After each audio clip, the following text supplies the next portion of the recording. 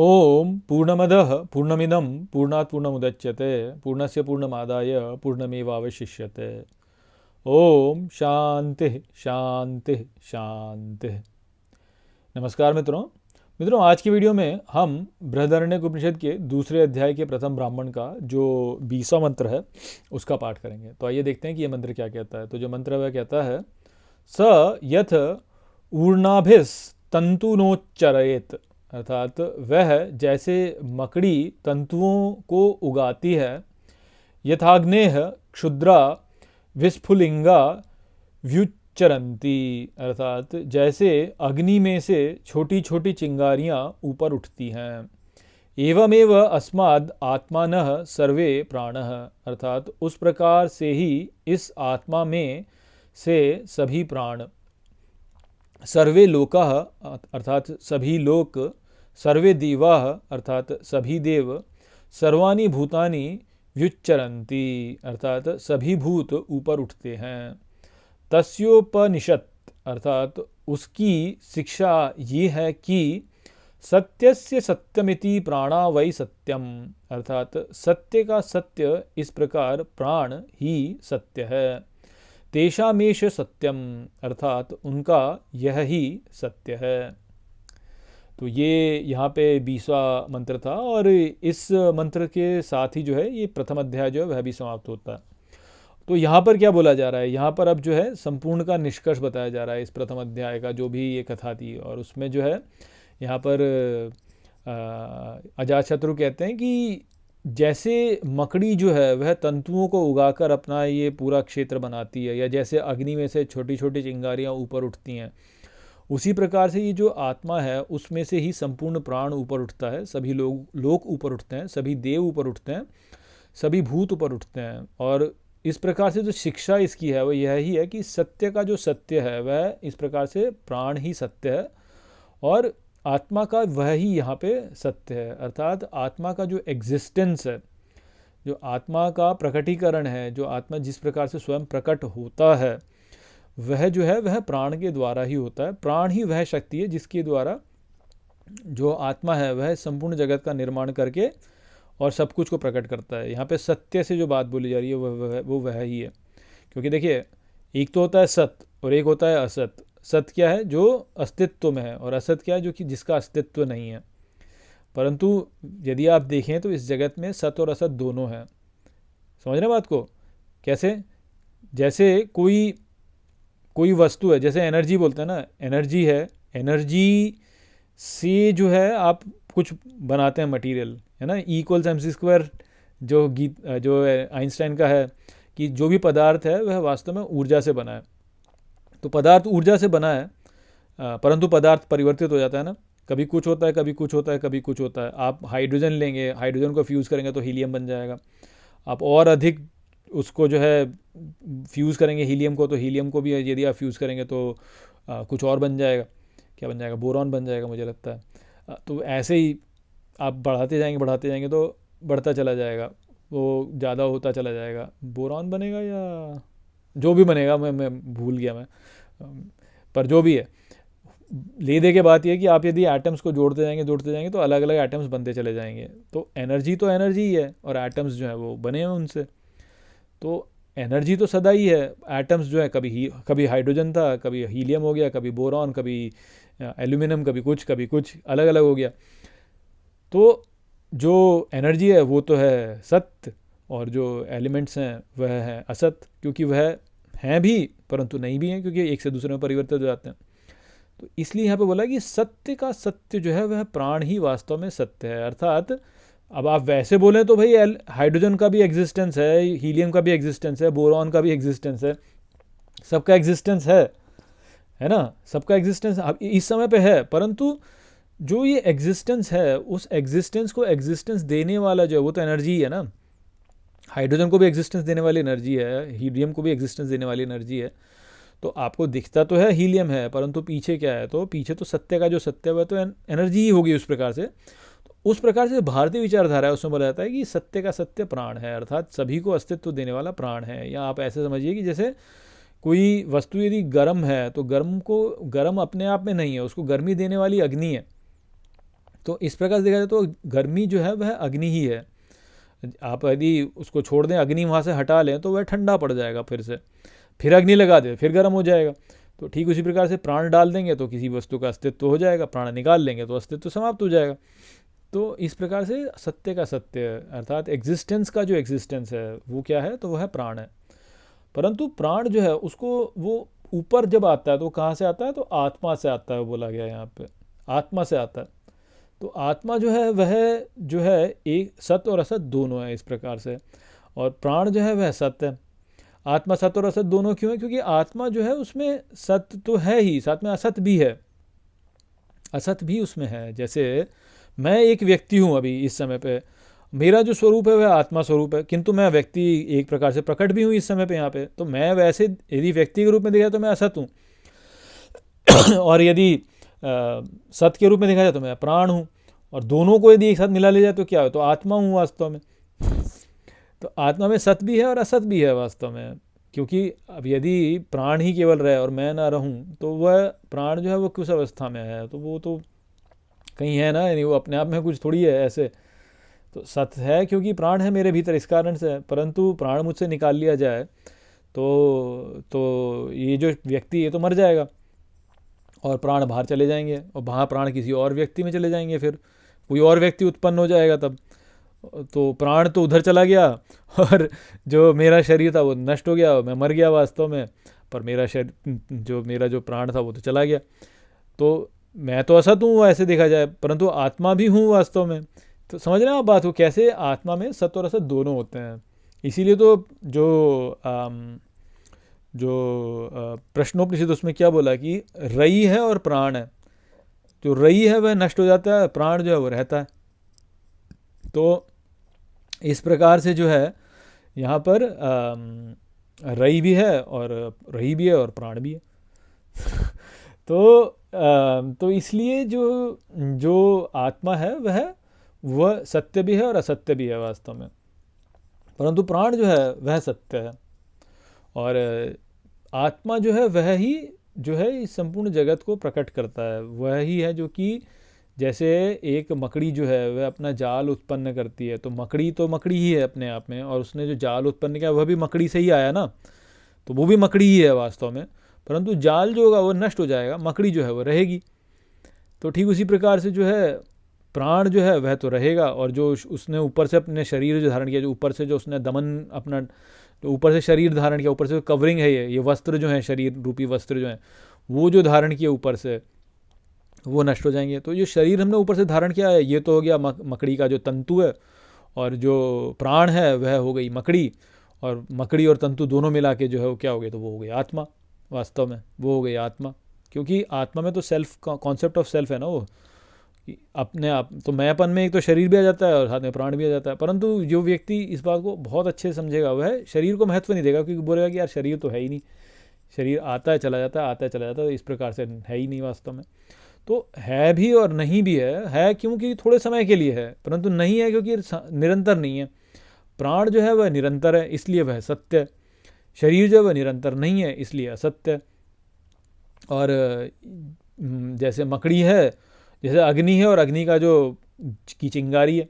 अब अग्नि तो है तो जल ही रही है निरंतर, चिंगारी निकलती है और थोड़े समय निकलती है फिर नष्ट हो जाती है। तो अग्नि तो तब भी रहती है, चिंगारी निकल के नष्ट हो जाती है बस। तो अब उस चिंगारी को निकल के जो नष्ट हो जाती है वह तो असत्य हो गई ना, उस प्रकार से असत्य होगी। परंतु उस चिंगारी को उत्पन्न करने वाला जो था वो अग्नि थी, तो अग्नि जो है वह सत्य है। तो ये चीज़ है जो कि हमको धारण करनी है अपने जीवन में। हमारे जीवन का में जो सारी प्रॉब्लम है वो क्यों है, वो जीवन में सारी प्रॉब्लम इसी कारण से क्योंकि हमने जो है इस शरीर को इतना महत्व दे रखा है कि हम ये चाहते हैं कि शरीर सदा रहे। लोगों को देखिए ना, अब क्या चल रहा है, क्या चलता है लोगों का, तो लोगों का तो ये चलता है कि भाई देखिए मेरा ये शरीर है, ये शरीर सदा रहना चाहिए जी, मैं सदा जीवित रहूँ, मैं अमर रहूँ सदा, मैं तो सदा जीवित रहूँ। और ये हो नहीं सकता। अब क्योंकि ये हो नहीं सकता इसी कारण है सारी समस्या सारी समस्या क्या है, क्यों है, इसी कारण से तो है ना कि भाई जो नहीं हो सकता उसको क्यों चाहते हो कि वो हो। जब आपको पता है कि भाई शरीर नष्ट हो जाएगा, मर जाएगा, फिर भी क्यों चाहते हो कि भाई हमारा शरीर सदा रहे। ये सीधी इतनी सिंपल सी बात है जो कि हमारे समझ में, हमारे खोपड़ी में घुसती नहीं है। आप जो लोगों का व्यवहार जो है वो कैसा होता है, यही यही तो होता है ना। अब मैंने बहुत सारा धन कमा लिया भाई, अब तो मैं सेट हूँ भाई। कहाँ सेट हो, कहाँ सेट हो? चलो आपका धन रह भी गया तो मरोगे ना, धन साथ में थोड़ी ले जाओगे। मर भी गए तो धन साथ में थोड़ी ना जाएगा। तो फिर ऐसे क्यों बोला कि भाई मेरी लाइफ सेट है? क्यों सोचते हो लाइफ मेरी सेट है? कोई सेट नहीं है लाइफ, मरना है वास्तव में। तो होता यही है, इंसान जो है, जो व्यक्ति, अज्ञान क्या है? अज्ञान यही है कि लोग सोचते हैं कि मैं ये शरीर हूँ। अब मैं ये शरीर हूँ, ये तो अज्ञान है। और अब जो है ये शरीर क्योंकि नाशवान है तो मरेगा वास्तव में, तो अब टेंशन है कि यार ये तो शरीर तो मर जाएगा यार, तो मैं क्या करूँगा फिर? शरीर मरने के पश्चात क्या होगा? तो भाई मर जाएगा, तो उससे पहले जितना इन्जॉय कर सकता हूँ इन्जॉय कर लूँ। अब जितना इन्जॉय कर सकता हूँ इन्जॉय कर लूँ, तो उसके लिए भाई चलो भोग भोग और भोग और भोग, बस भोग के चक्कर में पड़े में। ज्ञान ज्ञान प्राप्त करने का कोई महत्व ही नहीं है उसको, कि भाई यही सोचे ना कि भाई ये शरीर है, ये तो मर जाएगा, तो जब मर जाएगा उसके पहले जितना इन्जॉय करना है इन्जॉय कर लूँ, खूब सारा धन कमाऊँ, बढ़िया बढ़िया खाना खाऊँ, बढ़िया बढ़िया गाड़ियों में घूमूँ, बढ़िया बढ़िया वस्त्र पहनूँ, सब लोग मुझे अच्छा बोलें, सब लोग मेरी बड़ाई करें और मेरा नाम हो, और मैं जो है कुछ ऐसा काम कर जाऊँ कि लोग मुझे याद करें। और वो करने के लिए जो है मैं ऊंचा पद प्राप्त करूं, मैं प्रेसिडेंट बन जाऊं, प्राइम मिनिस्टर बन जाऊं, या मैं कोई बड़ी कंपनी का मालिक बन जाऊं, और फिर सब लोग मुझे जानें, मेरी प्रसिद्धि हो, मरने के बाद भी लोग बोलें देखो सिकंदर कितना बड़ा राजा था, वैसे ही मैं एक राजा हूँ बहुत बड़ा। या मैं जो है मैंने ये कर लिया, या मैंने ये बेंच जो है, ये बेंच में दान करता हूँ, इस पर अपना नाम लिख देता हूँ, तो लोग याद करेंगे, 100 साल बाद भी आएंगे तो मेरा नाम देखेंगे, तो लोग मुझे याद करेंगे, तो मैं जीवित रहूँगा। तो इस प्रकार की हम लोग काम करते हैं, और ये मूर्खता है वास्तव में, बहुत बड़ी मूर्खता है ये। कि क्या वो लोग क्या ऐसे सोचते हैं कि देखो जी न्यूटन को सब याद करते हैं क्योंकि उसने तो न्यूटन का सिद्धांत दिया, तो ऐसे ही मैं भी कुछ बढ़िया बड़ा काम करके जाऊँ, मैं बड़ा काम करके जाऊँगा तो लोग मुझे भी याद करेंगे।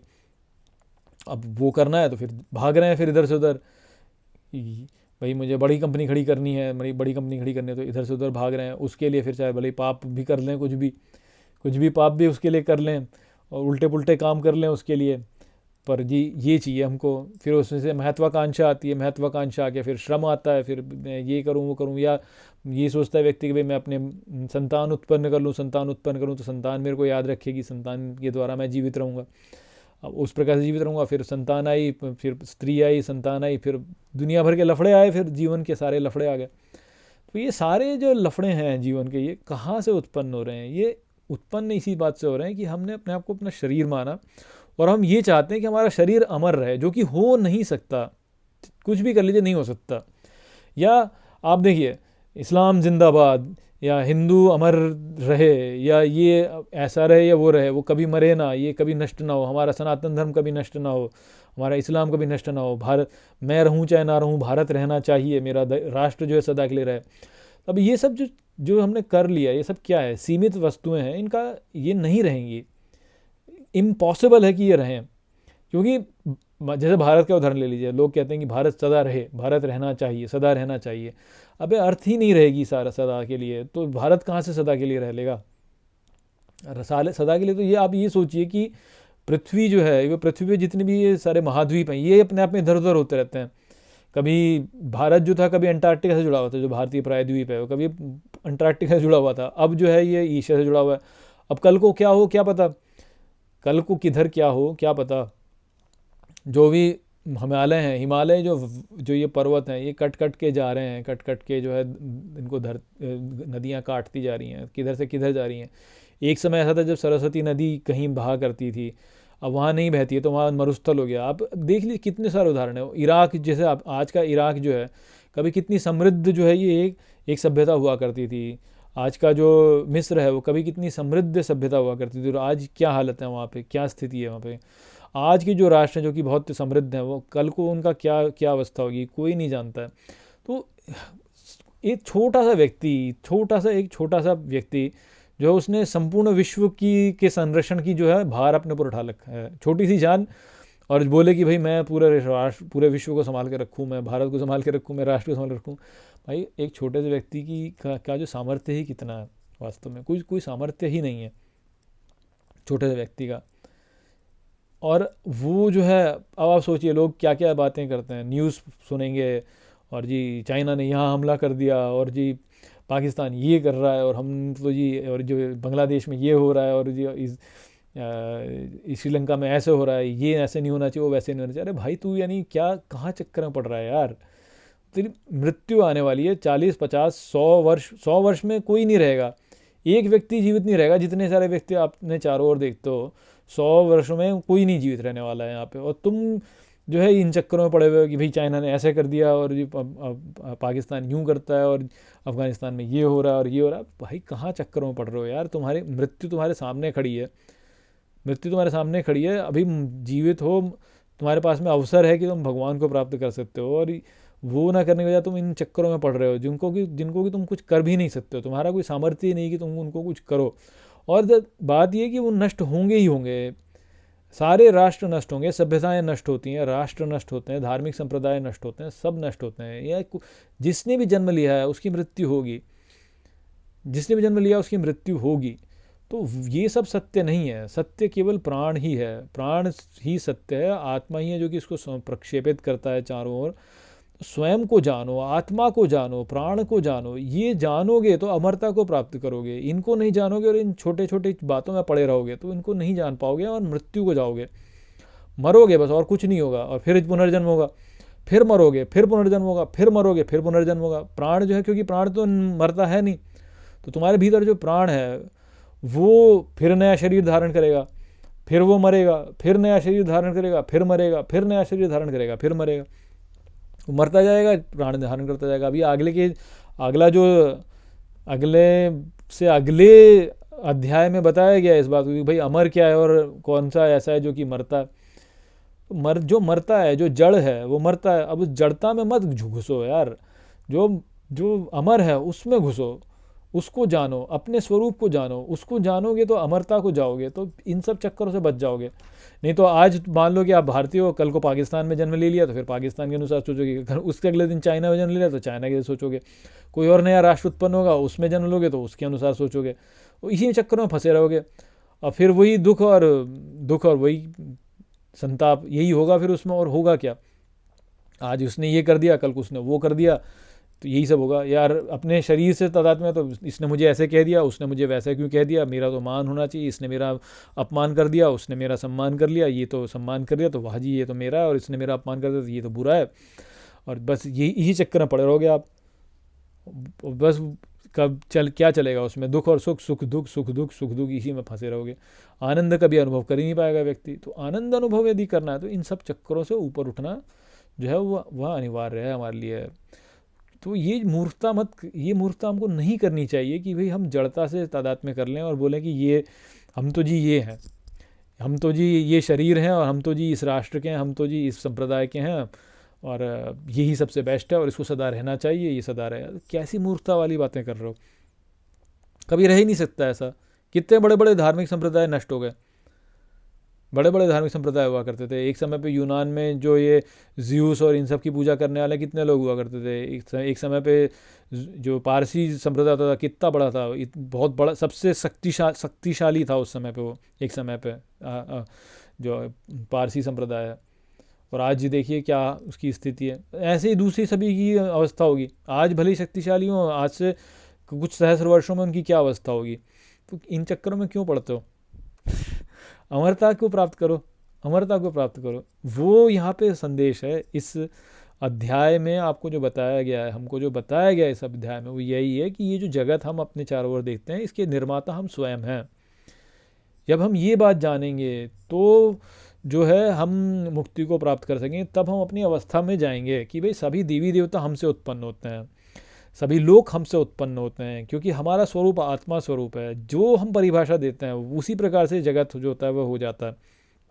तो ये जगत जो है ये केवल एक हमारा स्वयं का ही प्रक्षेपण है। तो इसको उतना गंभीरता से लेने की आवश्यकता नहीं है कि यार ये सदा ऐसे रहना चाहिए कि भाई जो है हमने मान लीजिए कि किसी एक विशेष धार्मिक संप्रदाय में जन्म लिया तो वो धार्मिक संप्रदाय सदा के लिए रहना चाहिए। भाई जब तक हम हैं तब तक वो संप्रदाय है। एक बार हम मर के गए और किसी दूसरे में जन्म लिया, किसी दूसरे लोक में जन्म लिया, तो वहाँ का कुछ और धार्मिक संप्रदाय होगा, फिर हम उसी अनुसार सोचेंगे।